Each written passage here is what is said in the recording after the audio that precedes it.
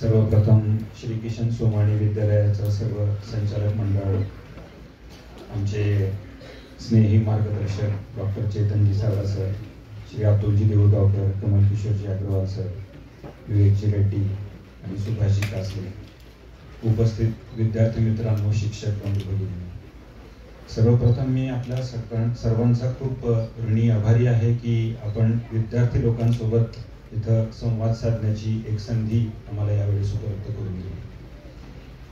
प्रश्न विचारले त्याच्यामध्ये बराचसा भाग आमच्या पूर्ण जर्नीचा कव्हर झाला आहे. त्याच्यामध्ये एक प्रश्न असा होता की आजार हा काय असतो. त्यावेळेस मी त्याचं उत्तर असं दिलं की आजार हे दोन प्रकारचे असतात, एक शारीरिक आणि दुसरं मानसिक.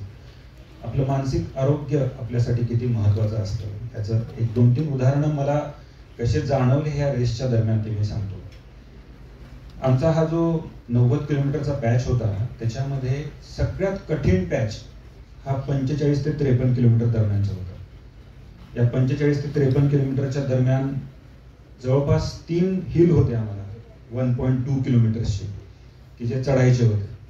आता 45व्या किलोमीटरला रेस सकाळी 6 वाजता सुरू होते.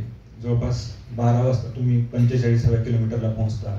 ऊन डोक्यावर असतं. मॅरेथॉनचं डिस्टन्स तुम्ही ऑलरेडी पळालेले असता. पाणी किती प्यायचंय, सॉल्ट किती घ्यायचंय ह्याचं गणित आपलं पूर्णपणे घडलेलं असतं. अशा वेळेस ते 3 हिल्स येतात.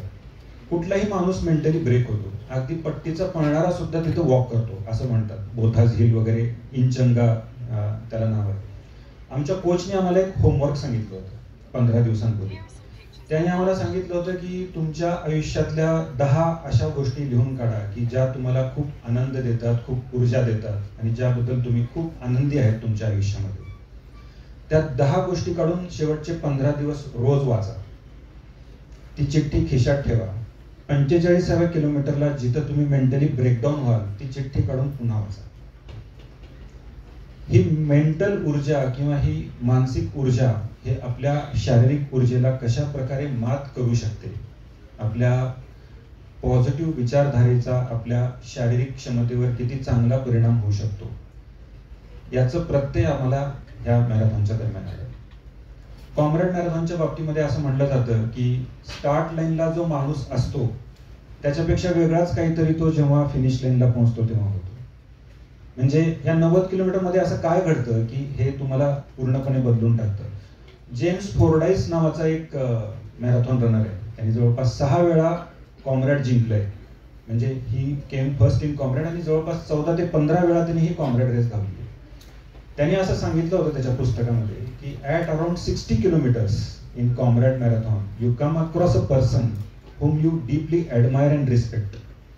60व्या किलोमीटरवर तुम्हाला एक असा माणूस मिळतो की ज्याच्याबद्दल तुमच्या मनामध्ये खूप आदर तयार होतो, खूप रिस्पेक्ट करायला लागतं. And that person is you. म्हणजे this is sort of self discovery, self journey. म्हणजे 60 किलोमीटर अंतर धावणं हे फक्त शरीराने धावणं नाहीये. हे तुमच्या मानसिक, शारीरिक, बौद्धिक मर्यादांवरती विजय मिळवणं आहे. असं म्हणलं जातं की it is not your abilities that define what you truly are, it is your choices that define what you truly are. कशामधला डायलॉग आहे सांगू शकता का? It is our choices that defines what you truly are far more than your abilities. Anybody can tell me from where this dialogue came? This is by Albus Dumbledore. Harry Potter Hogwarts school of witchcraft and विझार्डीचा जो headmaster आहे तो हॅरीला एक दिवशी सांगतो. तर सांगण्याचं तात्पर्य असं आहे की तुमच्यामधल्या किती लोकांना वाटलं की 90 किलोमीटर धावणं काय वेडेपणा आहे? मोकळेपणाने सांगा.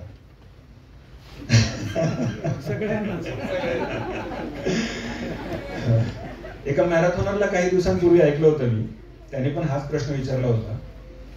त्याचं एक्सप्लेनेशन असं आहे की आपण नेहमी असं म्हणतो की आयुष्य एकदाच मिळतं.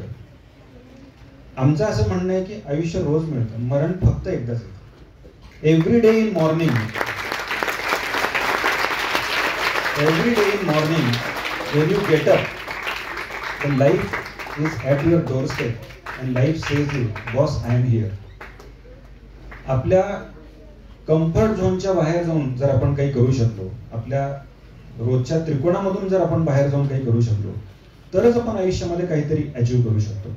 हा कम्फर्ट झोन आपल्याला तोडणं खूप आवश्यक आहे. आपल्या मर्यादांना जेव्हा आपण ओलांडतो तेव्हाच आपल्या हातून काहीतरी असं घडतं की ज्याच्याबद्दल तुम्ही समाधानी असता, तुम्ही स्वतःबद्दल गर्व करता, तुमचा मित्रपरिवार तुमच्याबद्दल गर्व करतो, तुमच्या आजूबाजूचा भोवताल तुमच्याबद्दल गर्व करायला सुरू होतो. क्रांतिकारी लोकांपासून म्हणजे फुले, आंबेडकर, विवेकानंद त्यांच्यापासून ते कलाम, साराभाई यांच्यापर्यंत जर सगळ्यांचे जीवन चरित्र जर आपण पाहिले तर आपल्याला एकच गोष्ट लक्षात येईल की त्यांनी त्यांच्या मर्यादा ओलांडून काहीतरी केलं, म्हणून आज ते कलाम झाले, म्हणून आज ते साराभाई झाले, म्हणून आज ते आंबेडकर झाले, म्हणून आज ते गांधी झाले. त्याने जर चौकटीत राहून विचार केला असता तर गांधी गांधी झाले नसते, आंबेडकर आंबेडकर झाले नसते, कलाम कलाम झाले नसते.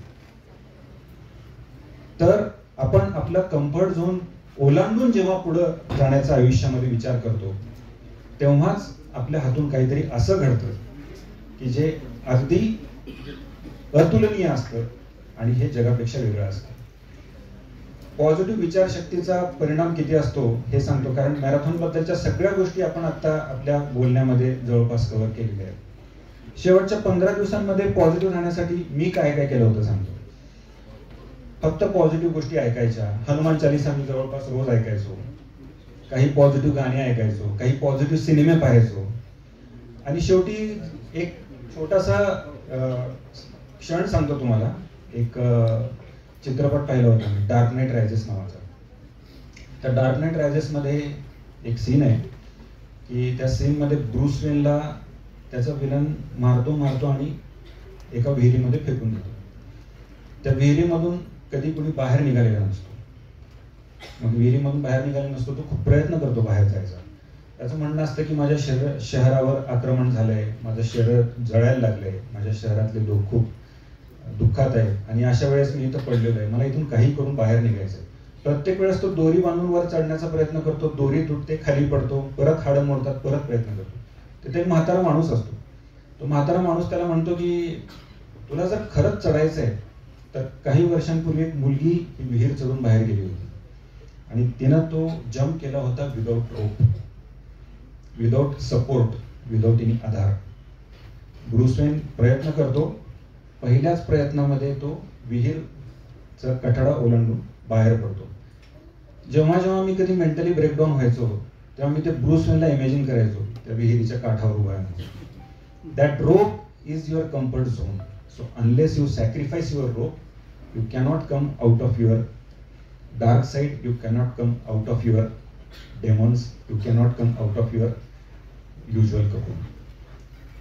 उद्धरेत आत्मनात्मानं आत्मान ममसादयेत आत्मैव ह्यात्मनो बंधू रात्मैव रिपुरात्मनः, असं भगवान श्रीकृष्णाने गीतेमध्ये सांगितले.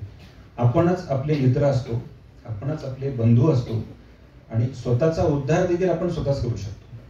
त्याच्यामुळे self energy is the biggest energy, self motivation is the biggest motivation. You just have to find it around you and you will definitely get it. Thank you.